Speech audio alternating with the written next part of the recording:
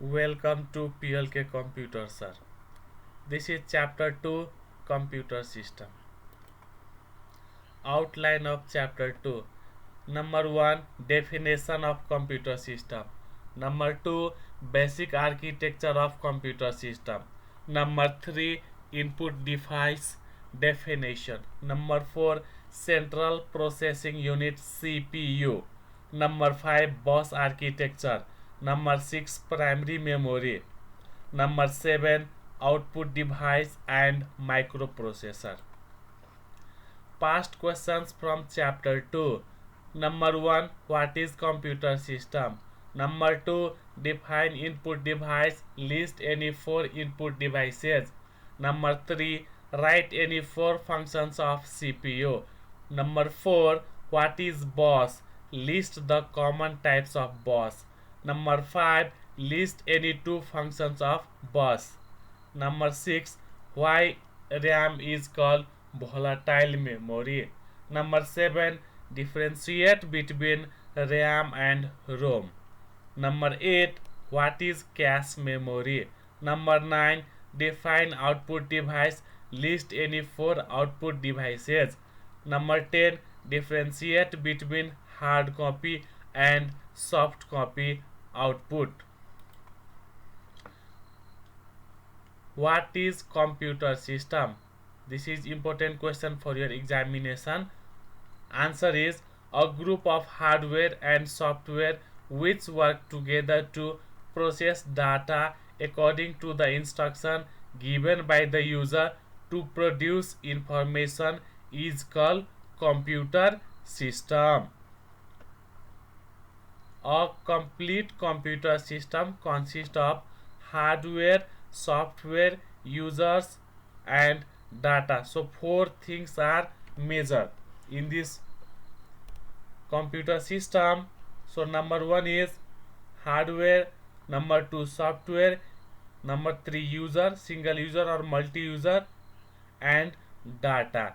So the combination of these 4 components, a computer system will be fully completed. Computer system 5 basic operation: input, storing, controlling, processing and output. So what is input? The process of entering data and instruction provided by the user or users is called input. Storing the data and instruction is called storing. Directing the operation to be performed, that is controlling. Performing arithmetic and logic operations on data, that is processing. Final, the process of producing useful information for the user is output. So these are the 5 basic operations: input, storing, controlling, processing and finally output are computer system 5 basic operation. Now we are going to discuss about basic architecture of computer system. As I already told you, students, so the major component of a computer system, so number 1 data. These are the hardware like input unit, storage unit, central processing unit and finally output unit. My dear students, so the flow of line, so there are 2 types of arrow we are using here. So the like this arrow, this denotes data flow and this dotted line arrow denotes control flow. So you can look, students, so control unit is responsible for the control and coordination of the activities. That's why control unit controls the input unit. Similarly, control unit control and coordinates to the output unit. Similarly, control unit to ALU, control unit to primary storage. And the data flow, so data will be, at first it will be coming to the input unit. From input unit it will come to the primary storage, then primary storage data will become to control unit, and through control unit it will be transferred to arithmetic logic unit where actual data will be processed. Then again it will come to primary storage. Okay, and if it some data which is necessary for future use, important data, it will be stored in secondary storage. Then from here it will come to the output unit, and finally information we will get. So this is the basic architecture of computer system. Main component of a computer system. So there are four main components: A, data; B, user; C, hardware; D, software. So data is the main part of computer system. It can be processed to get desired output as information. So data is the raw fact or figure about anything which does not give complete meaning. Number B, user. The person who operates computer system is called a user. So the person who are using computer is user. So students, if you are using, then you are the user. Number C, hardware. The physical parts of a computer which can be touched, seen and felt are called hardware. For example, keyboard, mouse, monitor, etc. Here comma is missing, students. So mouse, and this is the monitor. Number D, software. A set of programs are called software which instruct the hardware to perform a task. For example, MS Windows, MS Word, Google Chrome, etc. are the example of software. Where MS Windows is the system software example, MS Word, Google Chrome are the example of application software, which we will discuss in next chapter. Computer hardware. Computer hardware is further classified into 4 units. Number A, input unit. Number B, process unit. Number C, storage unit. Number D, output unit. Now we are going to discuss them one by one. Input devices or input unit. So definition of input device: an electromechanical device that allows the user to feed data and instruction into the computer for analysis, storage and to give commands to the computer is called input device. Example of input device are keyboard, mouse, touchpad, joystick, scanner, barcode reader, and many more are there. This is the some example only, my dear students. Functions of input device. An input device performs the following functions. Number 1, it accepts or reads the data and instruction from the user. Number 2, it converts these inputs in the computer acceptable form, that is binary code. Number 3, it supplies the converted input to the computer system for further processing, which are stored temporarily in RAM. RAM is example of primary memory. So at first it will accept, then it will be converted to binary code, because computer will not understand other language. It only understood, computer understood binary code, that is in the form of 0 and 1, and after that it will supply the converted input to the computer system for the further processing, and it will be stored by RAM, that is temporarily, not the permanent. Central processing unit. The CPU is the brain of the computer system plugged onto the motherboard. The CPU is responsible for activating and controlling the operation of other unit of the computer system. A microprocessor is a single chip that performs the function of the CPU in computer. So CPU function will be performed by microprocessor. The speed of microprocessor is measured in gigahertz. Before it was measured in megahertz before 10 years, and initially it was measured in hertz during the primitive days of computing. The major function of the CPU are: number 1, performing arithmetic and logical function; number 2, issuing commands to all parts of the computer system; number 3, controlling the sequence of operation and sending result to the output unit; number 4, controlling all the parts of the computer system. So these are the 4 function of CPU. The CPU consists of the 3 main parts: arithmetic logic unit, memory unit, and control unit.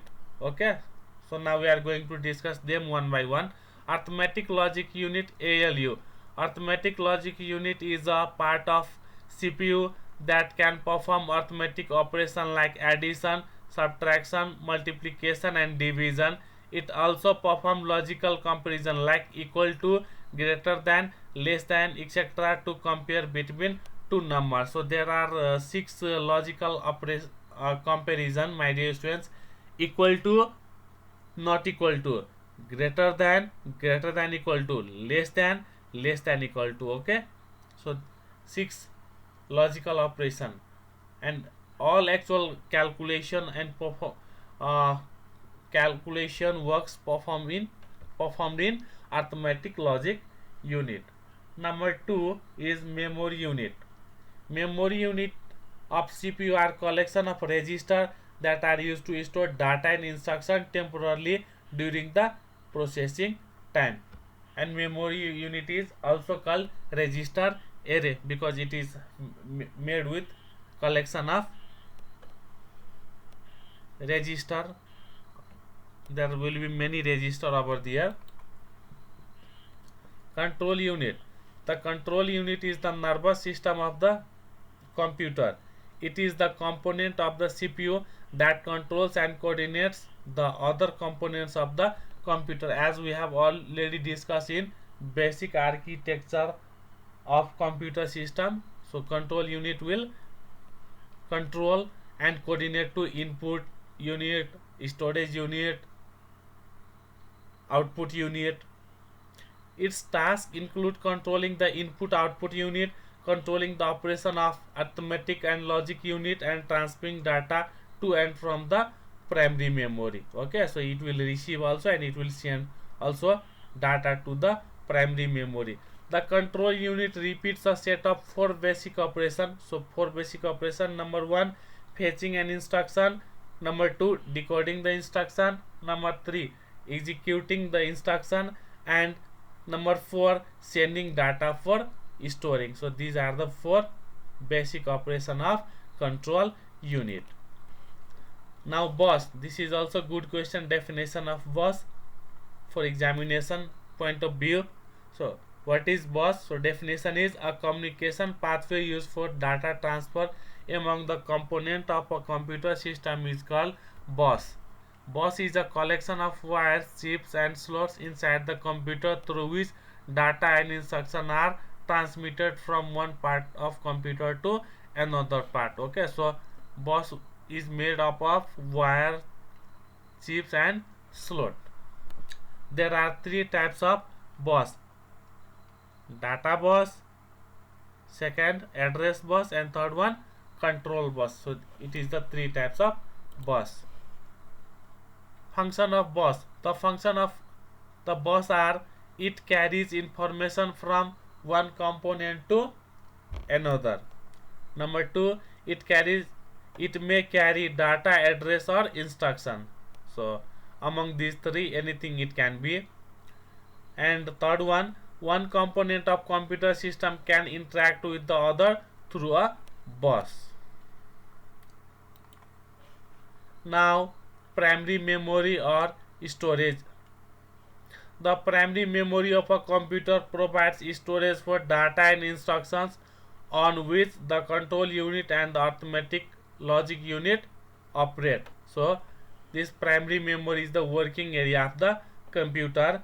The data entered through the input device is stored in the primary memory. It holds the program and data currently being used for the computer.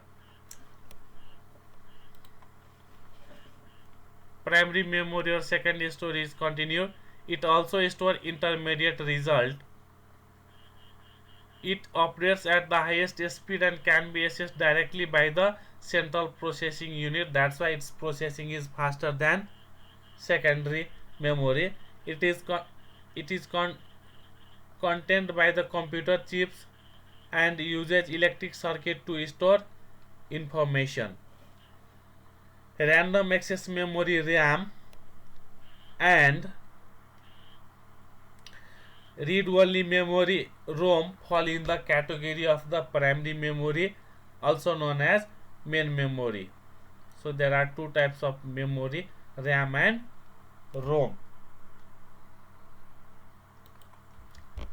Now we can classify primary memory into mainly three types: RAM, ROM, cache memory. RAM is further divided into two types: SRAM, DRAM, static random access memory, dynamic random access memory. Now ROM is classified into three types: PROM, EPROM, EEPROM. So programmable read-only memory, erasable programmable read-only memory, electrically erasable programmable read-only memory. Now we are going to discuss them one by one. RAM, random access memory. RAM is the most common type of memory found in computers. It is a read-write memory. Both operations we can perform, read and write both. It is the place in a computer where the operating system, application, program and data in current use are kept so that they can be accessed quickly by the computer processor. That's why it is comes under fast processing, because computer processor can directly access the data of RAM. The data in RAM stays there only long as the computer is running. When the computer is turned off, RAM loses its data and program, so it is called temporary memory or volatile memory. So this is the answer of why RAM is called volatile memory. So answer is the data in RAM stays there only as long as the computer is running. When the computer is turned off, RAM loses its data and program, so it is also called temporary memory or volatile memory. Okay students, I will discuss this much in this video and will continue the chapter 2 in the next video. Thanks for watching. Please subscribe the PLK Computer Sir and press the bell icon for the latest notification. Thank you very much.